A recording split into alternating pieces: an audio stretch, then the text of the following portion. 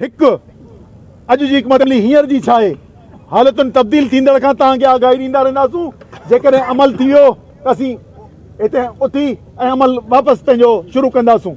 Number 1, ही धरणो जेसि ताईं नथी थिए ही जारी रहंदो, ही अञा ताईं जारी रहंदो जेसि ताईं वरी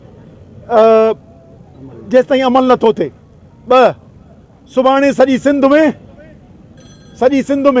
ही सभु सियासी जमायतूं असां कंहिं फ़र्क़ खां सवा सभु इख़्तिलाफ़नि खे ॾिसो त कीअं ही वतन जा माण्हू कीअं मुतहद थी था अचनि।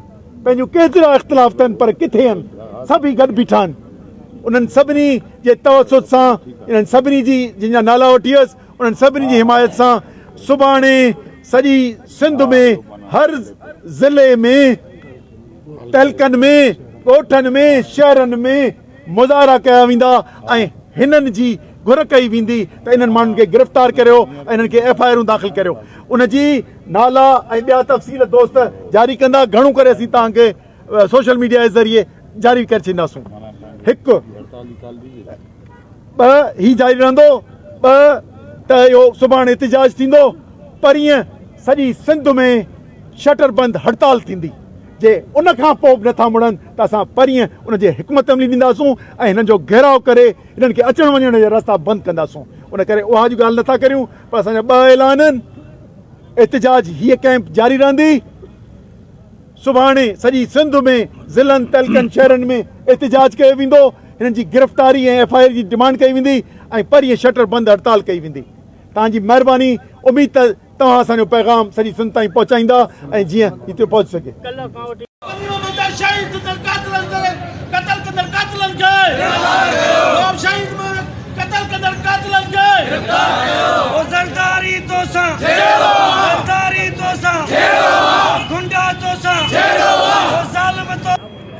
जी अस्सलाम वालेकुम। जी सर। सदा जी तव्हांजा निहायत शुक्रगुज़ार आहियूं। तव्हां कल्ह जे वाक़े खे हिन लाक़ानूनियत जे, दहशतगर्दीअ जे अहिड़े वाक़े खे जंहिं नमूने सां तव्हां सॼे मुल्क जे अंदरि पंहिंजनि चैनलनि जे मार्फत पहुचायो आहे, असीं तव्हांजा निहायत शुक्रगुज़ार आहियूं। यकीनन सिंध जो ऐं पाकिस्तान जो हर माण्हू जंहिंखे बि हसास दिलि आहे ऐं इंसानियत आहे, उहो हिन ॾुखोईंदड़ वाक़े ते अफ़सोस करे पियो, रत रोए पियो ऐं पंहिंजूं हमदर्दियूं सोशल मीडिया खां सवा असांखे फ़ोनुनि जे ज़रिए राब्ता कनि पिया। उन करे हाणे हाजी भाई हमीसा हाणे ही जेका बिरादरी आहे, बंड बिरादरी, संग्रह, महर ऐं मुख़्तलिफ़ बिरादरियूं जेके मुतासिर दुरियूं आहिनि हिन इलाइक़े जूं, हाणे तव्हां सम्झो त तव्हां अकेला न आहियो। अॼु हिन वक़्तु सॼे पाकिस्तान जूं अक्सरियत सियासी जमायतूं सवाइ पाकिस्तान पीपुल्स पार्टी ज़रदारी ग्रुप जे सभु तव्हां सां हमदर्दी न, यकजहती न, पर तव्हां सां गॾु थी बीठियूं आहिनि। कुंड कुड़च मां न सिर्फ़ टेलीफोन्स अचनि थियूं, पर उन्हनि जा कंहिं न कंहिं सतह जा नुमाइंदा अॼु हिते तव्हांखे नज़र अचनि पिया। उन करे वक़्तु हिन तारीख़ जे हिन अहम मौक़े ते तव्हांखे हिकिड़ो जुरतमंदाणो फ़ैसिलो करणो आहे। तव्हांजी जुरतमंदाणे फ़ैसिले सॼे सिंध जी तक़दीर वधाईंदो। ही जेको मुस्तक़िल नमूने सां तबक़ाती तज़ाद, हितां जे मौक़े परस्त वॾेरे सरदार पीर जंहिं नमूने सां हिते ज़ुल्म कयो आहे ऐं पंहिंजी मौक़े परस्तीअ जे करे हिन ज़ुल्म जे वक़्त में बि बात में मुंग आया अथनि, इन्हनि खे हिकु दफ़ा शिकस्त अचे त सिंध जो माण्हूअ में इनकलाब जे लाइ तयारी थींदी ऐं को बि ज़ालिम को कंहिं मज़लूम ते को आंगुर न खणी सघंदो। उन जे करे हिन वक़्त ते तव्हां बिरादरीअ जा अहम माण्हू जिन जुरत कई आहे, जिन हिमत कई आहे, यकीनी तौर ते तव्हांजी जुरत ऐं हिमत असांखे तव्हां सां गॾु बीहारियो आहे। यकीनन ज़ालिम पहिरीं मिल्कियत ते कब्ज़ा कया, हाणे असां ते खूनी हमला कया आहिनि, असांखे लाश ॾिना आहिनि। पर तव्हां हिकिड़ी सम्झी छॾियो, शायदि ज़िंदगीअ में को अचणो वञणो हूंदो आहे, मौत अचणो हूंदो आहे, पर के मौत ज़िंदगीअ जो सॼे मुआशिरे जो पलटो करे छॾींदा आहिनि, पलटे छॾींदा आहिनि, उथल पुथल पैदा करे छॾींदा आहिनि। ऐं तव्हांजे ही जेके शहीदनि जो खून आहे उन सॼी सिंध जे रत खे गरम कयो आहे। अॼु जी प्रेस कॉन्फ्रेंस में कुझु ॻाल्हियूं निशानदी कंदुसि। सिन्नर पार्टी जो पार्टी जो दोस्त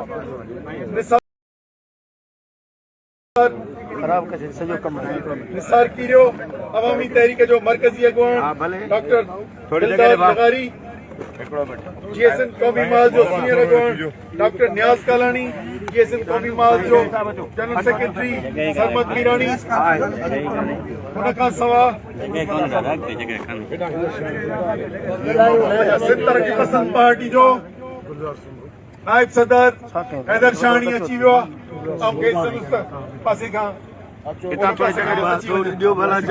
भली ॻाल्हि चऊं था ऐं गुलदार सूमरे खे भली ॻाल्हि चऊं था। उनखां सवाइ जेका खां वठी मुकमल तौर ते वर्कर सां गॾु असां सां गॾु बीठी आहे, सभु राब्ते में आहिनि ऐं उन्हनि जी भरपूर नुमाइंदगी बि आहे। पर इनायत इंसाफ़ आहे जेको असां गॾु हिते बीठो आहे। असांजी मुख्तियार नाज़ दायरे जो आहे, असांजो ख़ान सूमरो क़ौमी अवामी तहरीक जो दोस्त बीठो आहे, सिंधी अवामी सथ जो महर डिबाई बीठो आहे, हिते जमियत उलमा इस्लाम जो असांजे ज़िले जो सदर अब्दुल कयूम चन्ना बीठो आहे। उनखां सवाइ पाक सरज़मीन जो पार्टी जो पीएसपी जो कलीम शाह बीठो आहे। असांजी अदी फिरोज़ा लाशारी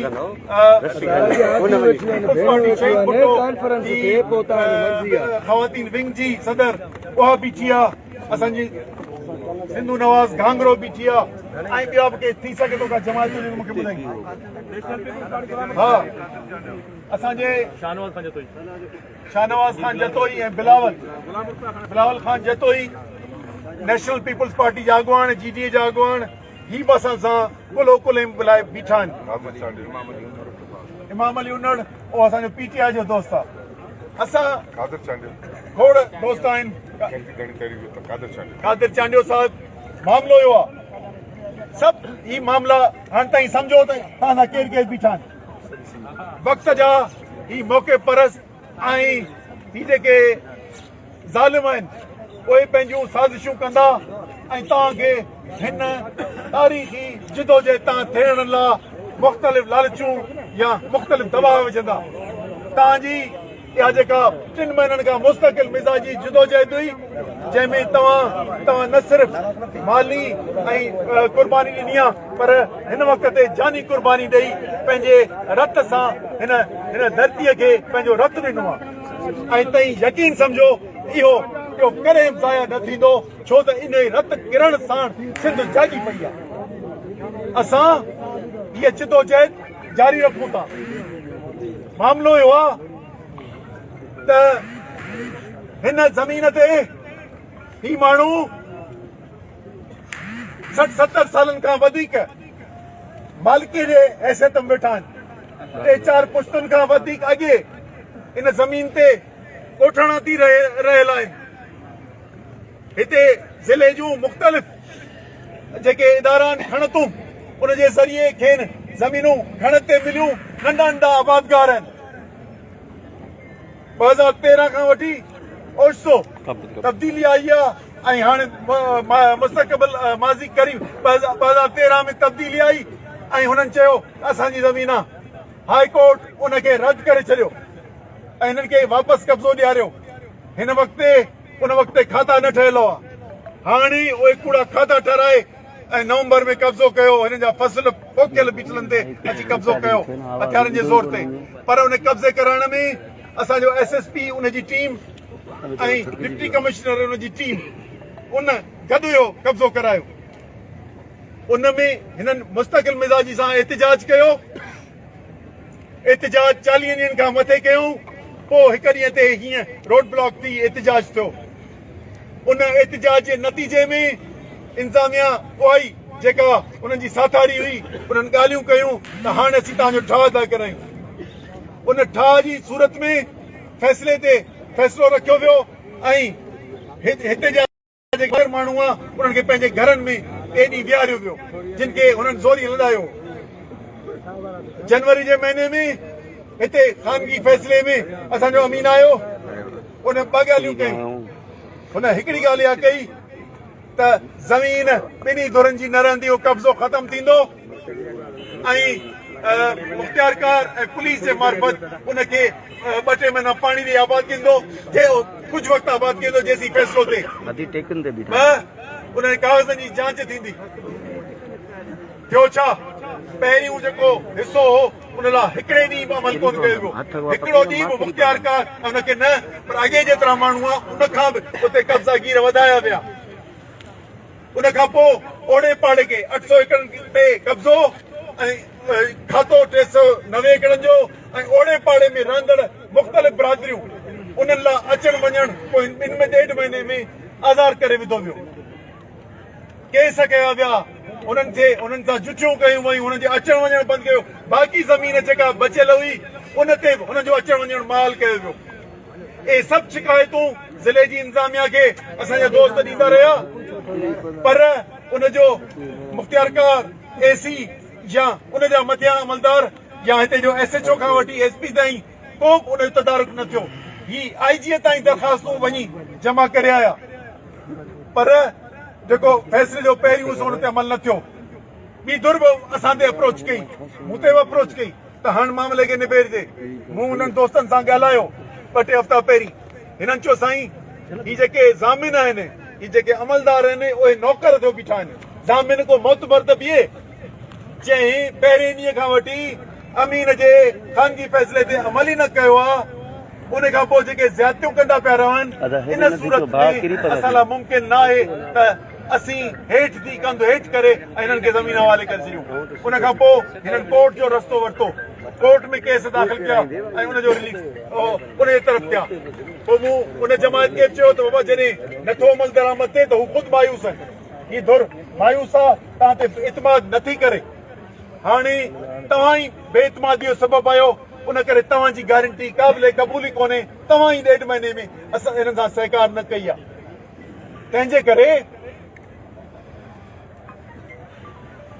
हाणे जॾहिं फसल खणण जो वक़्तु आयो, उसूलन हीअ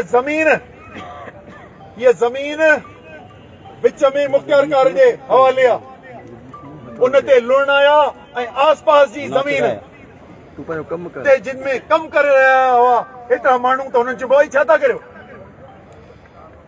उन्हनि जे शिकायत ते 50 जे लॻभॻि गाॾियुनि में भरिजी लोफर हथियारनि सां अची पहुता कि कलाक खन में सनन चवणी।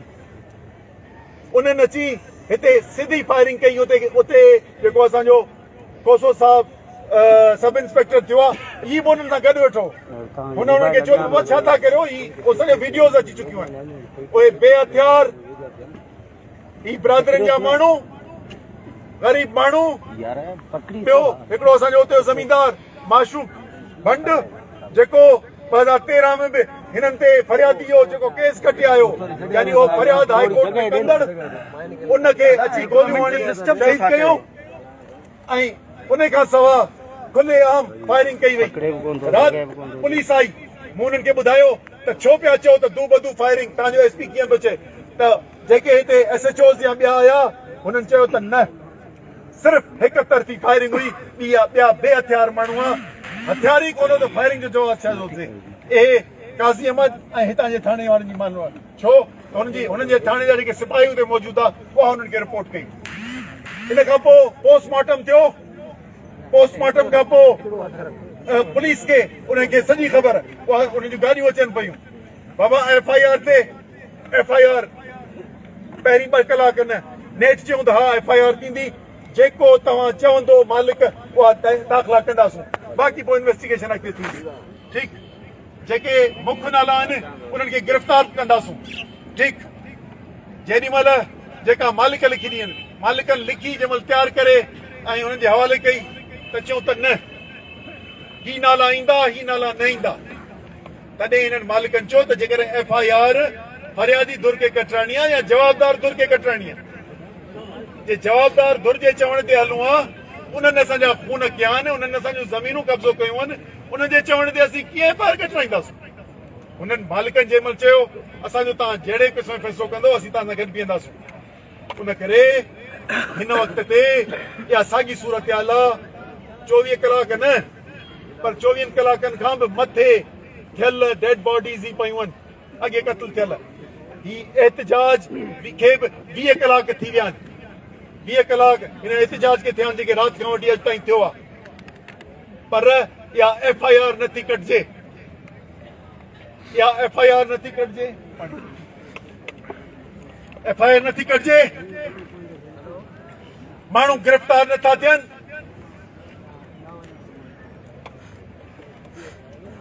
मुल्क जे आईन में आहे, कानून में आहे, हर हिकु शहरी जी FIR थींदी। ही त क़त्ल थिया आहिनि, उन्हनि जी पोस्टमार्टम थियो आहे, उन खां पोइ FIR नथी थिए। ही का ज़ुल्म ॾिसो पिया, ही पुलिस जी ज़्यादती ॾिसो पिया, ही जेके कमदारी कनि पिया, पोइ ही सरकारी मुलाज़िम कीअं थिया? उनजे करे असीं इन अमल जी मज़म्मत करियूं था। असां चऊं था अॼु बि पई उहा यकदम FIR कई वञे, दाख़िल कई वञे। न कंदो त सुभाणे असीं कोर्ट में वञी उहा दाख़िल करे ऐं उनखे उनजो ऑर्डर वठंदासूं। हिते क़त्ल थियल आहे, उन करे न सिर्फ़ उहा थींदी पर असीं तव्हांखे बि उन मुलविस कंदासूं। हिते जी ज़िले जी पुलिस इन में शामिल आहे ऐं हुननि खे तहफ़ुज़ पई ॾे। इन्हनि खे बि हटायो ऐं इन्हनि खे बि गिरफ़्तार करियो। असीं थी सघे थो त उन्हनि जा बि नाला ॾियूं त तव्हां बि इन क़त्ल में मुलविस आहियो ऐं तव्हांजी पुठिभराई ते हिते ई क़त्ल थिया आहिनि। उनजे करे होश धारियो सिंध पुलिस ऐं हिते ज़िले जा SSP ऐं अमलदार यकदम FIR दाख़िल करियो, मुख्य जवाबदार गिरफ़्तार करियो। आज़ाद इन्वेस्टिगेशन या GID ते या जुडिशियल इंक्वायरी ते उन तहत असांजे हिन ज़िले जी पुलिस ते यकीन न आहे। उन करे ए अमल शुरू करियो त हिते अमन थिए। ही जेके अमानतूं आहिनि असीं ज़मीन में क़बरुनि में लाहियूं। ही असांजूं जेके उते घर में हज़ारे न्याणियूं वेठियूं आहिनि, उन्हनि खे वञी को मथे ते हथु रखनि पंहिंजा ॿिया माइट। ही सिलसिलो ख़तमु थिए। जेकॾहिं तव्हां अञा बि हठधर्मी ते नथा हटो, अञा बि इन हठधर्मी ते, त पोइ जेकॾहिं मुक़ाबले करण जी ॻाल्हि आहे, जेकॾहिं को ज़ुल्म करण जी ॻाल्हि आहे, जेकॾहिं असां ते तव्हां FIR करे असांखे गिरफ़्तार करण जी ॻाल्हि आहे, असीं तयारु आहियूं। मूंखे ख़बर आहे त शिकस्त तव्हांजो मुक़दर थी चुकी आहे, छो त तव्हां कातिल ऐं ज़ालिम आहियो। उनजे करे असांजी हिकु अॼु जी हिकमत अमली हींअर जी छा आहे, हालतुनि तब्दील थींदड़ खां तव्हांखे आगाही ॾींदा रहंदासूं। जेकॾहिं अमल थी वियो त असीं हिते उथी ऐं अमल वापसि पंहिंजो शुरू कंदासूं। नंबर 1, ही धरणो जेसि ताईं नथी थिए ही जारी रहंदो, ही अञा ताईं जारी रहंदो जेसि ताईं अमल नथो थिए। 2, सुभाणे सॼी सिंध में ही सभु सियासी जमायतूं असां कंहिं फ़र्क़ खां सवा सभु इख़्तिलाफ़नि खे ॾिसो त कीअं ही वतन जा माण्हू कीअं मुतहद थी था अचनि। पंहिंजूं केतिरा इख़्तिलाफ़ अथनि पर किथे आहिनि, सभई गॾु बीठा आहिनि। उन्हनि सभिनी जे तवसुत सां, इन्हनि सभिनी जी जिन जा नाला वठी वियुसि, उन्हनि सभिनी जी हिमायत सां सुभाणे सॼी सिंध में हर ज़िले में, तहलकनि में, ॻोठनि में, शहरनि में मुज़ाहिरा कया वेंदा ऐं हिननि जी घुर कई वेंदी त इन्हनि माण्हुनि खे गिरफ़्तार करियो ऐं इन्हनि खे FIR दाख़िल करियो। उनजी नाला ऐं ॿिया तफ़सील दोस्त जारी कंदा। घणो करे असीं तव्हांखे सोशल मीडिया जे ज़रिए जारी करे थींदासीं। हिकु ही जारी रहंदो, त इहो सुभाणे एहतिजाज थींदो, परीहं सॼी सिंध में शटर बंद हड़ताल थींदी। जे उन खां पोइ नथा मुड़नि त असां परीहं उनजे हिकमत में ॾींदासूं ऐं हिननि जो घेराव करे हिननि खे अचण वञण जा रस्ता बंदि कंदासूं। उन करे उहा अॼु ॻाल्हि नथा करियूं, पर असांजा 2 ऐलान आहिनि। एहतिजाज हीअ कैंप जारी रहंदी। सुभाणे सॼी सिंध में ज़िलनि तहलकनि शहरनि में एहतिजाज कयो वेंदो, हिननि जी गिरफ़्तारी ऐं FIR जी डिमांड कई वेंदी ऐं परीहं शटर बंदि हड़ताल कई वेंदी। तव्हांजी महिरबानी, उमेद त तव्हां असांजो पैगाम सॼी सिंध ताईं पहुचाईंदा ऐं जीअं उते पहुची सघे। कल्ह खां वठी साईं इहो त लॻे पियो साईं थोरो साईं जेके शहीदनि खे सॼी सिंध खे आज़ादु कंदा कयूं। ही नाक खून जेके थिया आहिनि उन्हनि समूरनि मज़लूमनि जो ई आवाज़ आहिनि।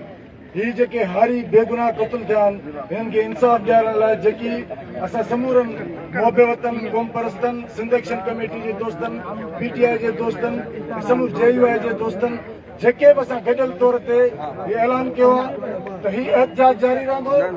सुभाणे सॼी सिंध में भरपूर मुज़ाहिरा थींदा, परीहं सॼी सिंध शटर बंद हड़ताल कई वेंदी, सॼी सिंध बंदि हूंदी। उनमें सभिनी खे असां अपील था कयूं त हिन असांजे सॾ खे लबैक चई समूरा साथी हिननि मज़लूमनि खे हिननि बेगुनाहनि खे जेके लाश पिया इंसाफ़ ॾियण। कल्ह खां वठी जेको ॾिसूं पिया सिंध गवर्नमेंट ते हिकिड़ो धुर थी वेठो आहे, जेको हालात मां लॻे पियो। पर छा विफ़ाक़ी हुकूमत तव्हां सां को राब्तो कयो आहे? IG जेको आहे विफ़ाक़ी हुकूमत जो आहे, त उन्हनि कुझु कयो आहे राब्ते करण में या को एक्शन करण में, या SSP DI उन जे अंडर में अचनि था, उन छा कयो आहे? असां सां PTI जे दोस्तनि जे मार्फत ऐं कुझु सिधी तरह सां बि असां सां जेके मर्कज़ी अॻुवान आहिनि राब्तो कयो आहे। असां उन्हनि खे चयो आहे त असांखे हीअ रिलीफ ॾियो, असांखे वधीक ज़रूरत कान्हे। असां इहे जेके डिमांड्स तव्हांजे अॻियां रखियूं, इहे असांखे चयो आहे त जेकर सिंध हुकूमत नथी करे त फेडरल गवर्नमेंट इंटरवीन करे, के लॉ एनफोर्सिंग एजेंसी खे मोकिले त हिननि माण्हुनि खे पंहिंजे घरनि में विहारे ऐं या FIR वारो SHO खे पाबंद करे त जेको FIR जेको कानूनी हक़ आहे उन्हनि खे ॾिनो वञे। उन करे उनजो थींदो वधीक इनायत खान उनजो वधीक थोरो वधाउ थींदो।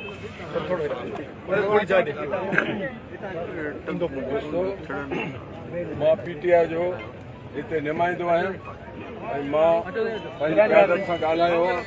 उन्हनि चयो आहे हे तव्हां चवंदो त FIR खां इंक्वायरी करायो त उहो बि असां कंदासीं। JIT जंहिंमें सभु एजेंसियूं, जंहिंमें पुलिस रेंजर्स ॿियूं जेके एजेंसियूं उहे बि हूंदियूं ऐं तव्हां सां गॾु तव्हां जीअं तव्हांजा दोस्त चवंदा तीअं असां कंदासीं। गवर्नर उहो बि अचे थो ऐं उहो बि तव्हांजे साम्हूं ईंदो। इहा ई तव्हांखे यकीनदारी ब्रेक थी आहे, ख़बर ब्रेक असां तव्हां सां गॾु आहियूं दोस्तो। असांजी सॼी पार्टी जमात तव्हां सां गॾु आहे, हिकिड़ो मिंट बि ॿार न। वज़ीर आला ऐं गवर्नर जी साहिब ख़बर ब्रेक थी आहे। हा, सही ख़बर ब्रेक थी आहे। टाइम न्यूज़ जेको आहे शहीदनि खे कयो वेंदो, अञा ई लाश मुसलसल पिया। सर अञा हिन वक़्त ताईं हिन जे वारसनि सां गॾु असीं बि अञा माइट आहियूं। हिननि सां गॾु फ़ैसिलो कयो वेंदो। हिन वक़्त ताईं फ़ैसिलो इहो आहे ऐं लाश हिते आहिनि, बर्फ़ रखी आहे, असीं बि हिते वेठा आहियूं। असांजो ही कंटिन्यू रहंदो जेसि ताईं वरी को ॿियो ऐलान कजे। उहो वक़्त ऐं हालतुनि ते हिते कहिड़ो बि ऐलान करे सघूं था। बिस्मिल्लाह रहमान रहीम। जेके दोस्तनि साथनि हिते फ़ैसिला कया आहिनि, साईं ज़ैन शाह ॻाल्हायो आहे। सिंध तरक़ी पसंद पार्टी बि हिन अहिड़े दर्दनाक वाक़े जी मज़म्मत करे थी। असां हर हाल में हर सूरत हाल में सिंध जे हिन औलाद खे ईअं बेदर्दी सां ॻोठनि में मार न ॾींदासूं, उन्हनि जे ज़मीनुनि ते कब्ज़ा करण न ॾींदासूं। छो जो असां चाहियूं था त हीअ ज़मीन असांजे माण्हुनि जी आहे, हीअ ज़मीन हारनि जी आहे, हीअ ज़मीन पोरियतनि जी आहे। ही सालनि सदनि खां माण्हू वेठल आहिनि ऐं कंहिंजे ॾठ ते, कंहिंजे बेत ते, कंहिंजे ॾाढ ते ही दादागिरी करे माण्हुनि जो क़त्ल कयो वियो। त यादि रखो असां ते मयार न ॾिजो, पार्टियुनि ते त हुननि बि अहिड़े क़िस्म जो को एक्शन वरितो आहे। असां पंहिंजे प्लान सां बाक़ाइदे जेको तव्हांजे अॻियां अनाउंस कयो वियो आहे उन तहत जेकॾहिं असांजे माण्हुनि खे रिलीफ नथो ॾिए, ही जेके असांजा लाश हिते पिया आहिनि उन लाशनि खे हिते साड़ियो वञे थो, त असां कंहिं बि क़िस्म जी इहा शइ बर्दाश्त न कंदासूं। ही असांखे मुंहुं ॾिनो वञे ही सॼे सिंध जो आवाज़ आहे सिंध जे अदीब दानेश्वर सहाफ़ी जो आवाज़ आहे सॼी क़ौमपरस्ती जो आवाज़ असांजे नियाणियुनि सभिनि जो आवाज़ आहे त ही वॾो वाक़ियो आहे बेदर्दी थी आहे हिन जदीद दौर में जिते दुनिया विलेज थी वई आहे ॻोठ थी वई आहे उते अहिड़ी दर्द आहे ही मां इंतिज़ामिया ही जेको SSP आहे भाड़ियो SSP आहे उनजी जेका टीम आहे या DC आहे ही माण्हू माराईंदो रहियो आहे खैरपुर में बि ही पुलिस वारा बि क़त्ल कराईंदो रहियो आहे ही उन्हनि जा तव्हां उन्हनि जा तव्हां माण्हुनि जा मुलाज़िम आहियो असांजे टैक्स ते तव्हां जंहिंखे पघार थी मिले तव्हां असांजे टैक्स ते थी मिले तव्हां हुननि जा नौकर थी कमु न कयो जेकॾहिं वाक़ई हुननि जा नौकर थी कमु कंदो सिंध में रोड रस्ता बंदि हूंदा तव्हांजो सिंध में हलण बंदि कराए छॾींदासीं जीअं सिंध